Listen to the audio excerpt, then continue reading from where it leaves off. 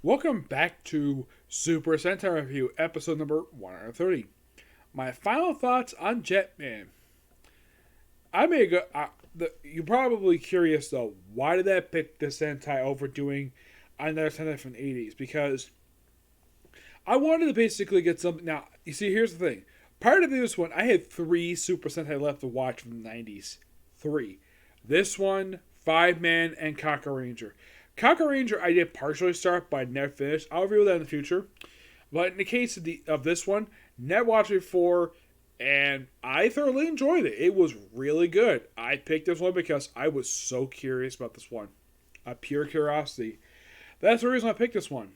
And one thing I noticed though throughout a lot of this particular run, it seems as though Jetman served as sort of a prototype for ideas for Zoo Ranger. Or at least some stuff you would see in Minor Power Rangers. Because a lot of the stuff when you watch this, you see like, wow, this is so similar to Mighty Morphin Power Rangers Season 1 in some way, shape, or form. Yeah, like 5 people chosen. And the fact their base is basically, even though the base is basically very militaristic, which is typical of the Japanese Super Sentai. Now, there's some other ideas that I would also see in Mighty Morphin. Take, for example, the Red Hawk, aka the Red Ranger, face off against one of the villains in this sort of alternate dimension type of thing. Like, wow, that seems so very familiar. Saw that in Mighty Morphin Power Rangers. Now, there was a couple missed opportunities they basically had in this one. Take, for instance, the fact the grunts were not fully taken care of. Yeah, and also for some strange reason, like they were seen very early on, and then for some reason they were dropped for some strange reason. Yeah, I don't really get of exactly why they were like. It's just basically like.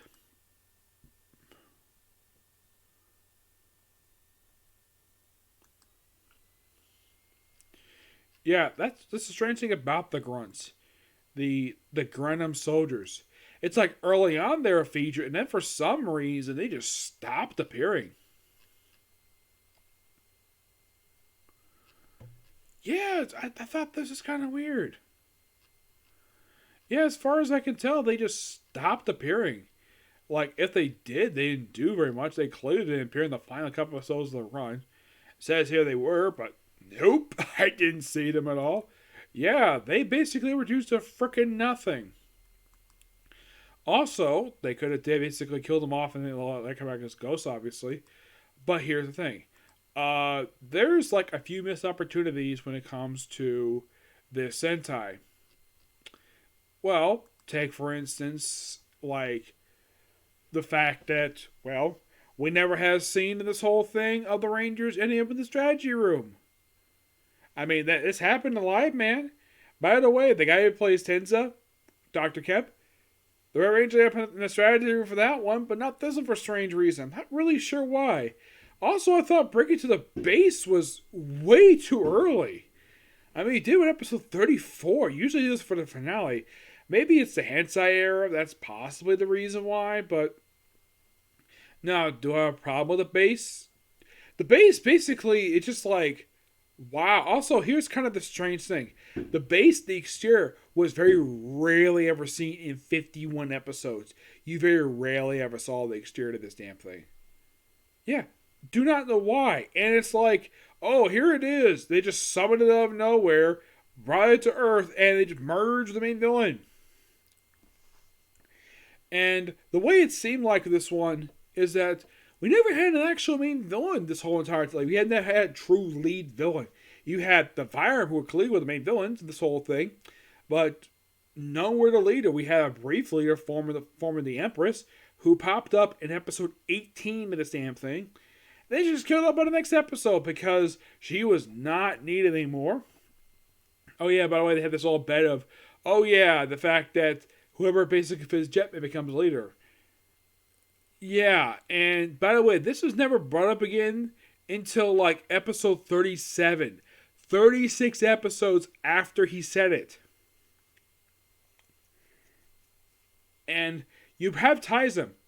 I mean, great actor they chose to play it because, Well, he was previously in Live Man, but isn't it kind of weird though? He's only featured in technically make appearance in 12 episodes. 12?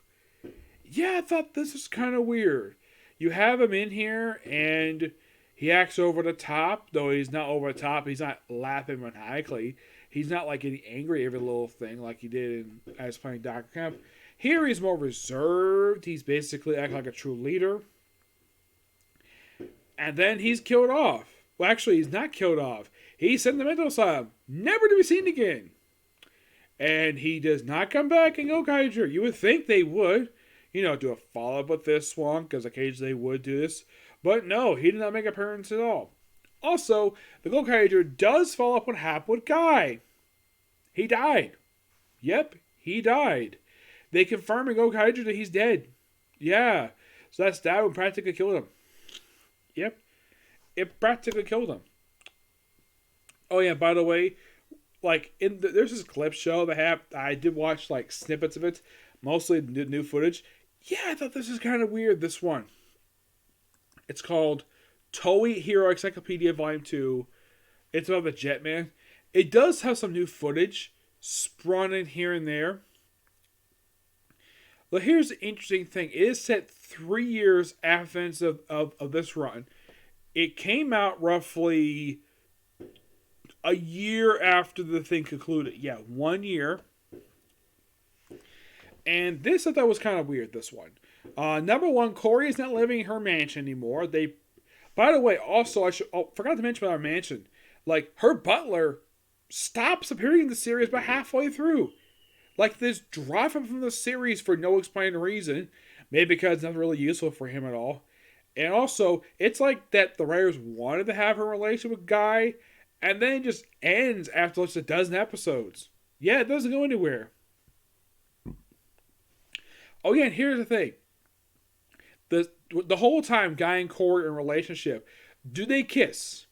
Nope. The only time you see a kiss the entire time is in episode 49. I forgot to mention in my last video. Where Ryu kissed Maria on the lips in her demonic form. He's like, I don't care what you look at. He's like, I still love you. I'm like, and everyone's like, what? You kissed a villain? Yes. Like, they don't care the fact it's your former girlfriend, but damn, you kissed a villain. A hot one too, mind you. Yes. Yeah, I thought that was kind of weird.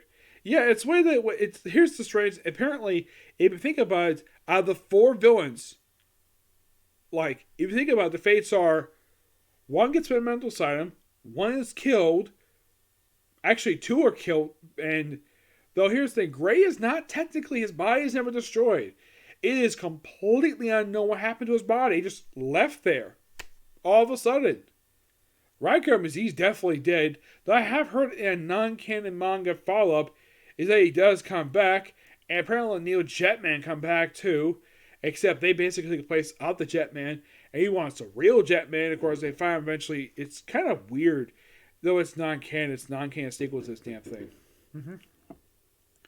I thought Neil Jetman was an interesting idea, but it's like, oh, let's have the leader be the only one to have personality, while the other one's just nameless people who have don't have any lines and act like a freaking jerks in the next episode. Oh, by the way, what happened to the Supreme Commander? They say he won't work ever again. So it's presumed the guy was court-martialed for his actions in these 2 episodes. You can presume that, but they don't say it at all. It's like he's just written out because he's only here just for 2 episodes. And that's it. That's the weird thing about this. And here's a fun fact for you about this particular Sentai. 2 of the actors in this particular Sentai do come back for Die Ranger. The guy who played Tenza, he comes back as a guy who kills martial arts masters who basically abuse 2 students. And Commander Aya, she does come back too, as the mother of the Kaiba Ranger, aka the White Tiger Ranger. Yep, she comes back for that. But as in the case, what happened to the other actors? Well, the actor played Guy, he came back for Gokaiger. Yep, he came back for Gokaiger. But in the case of some of the other ones, per se, what exactly happened with him? I, 'cause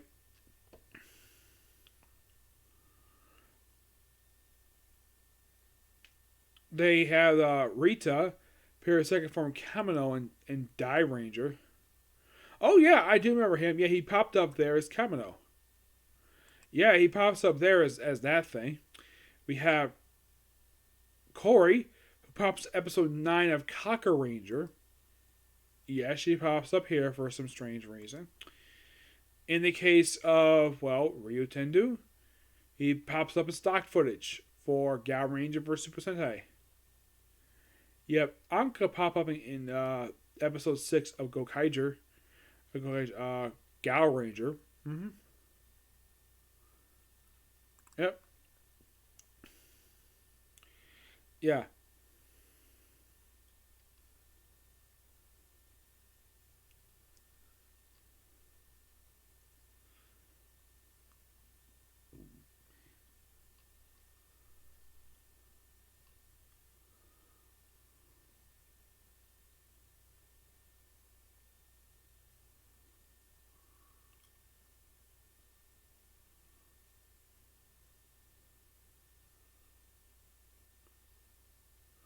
Yeah.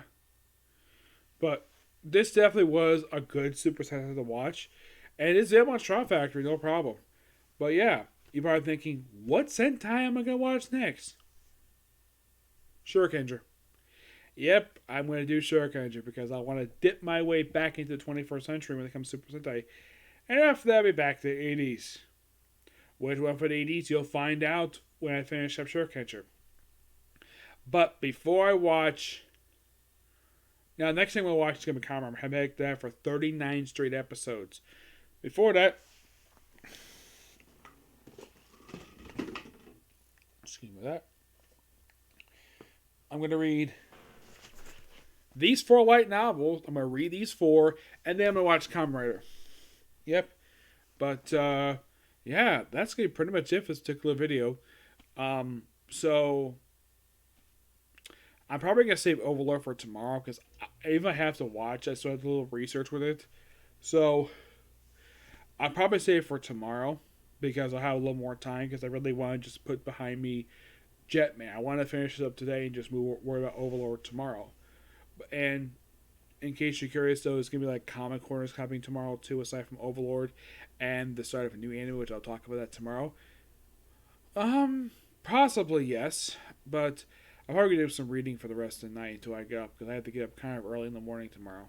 Yeah, I know it's 9:30. I could easily watch Overlord right now, but I'd rather not. I'm going to basically save for tomorrow. This is all I have more time, and I can focus on this right now, okay? Next video. Bye.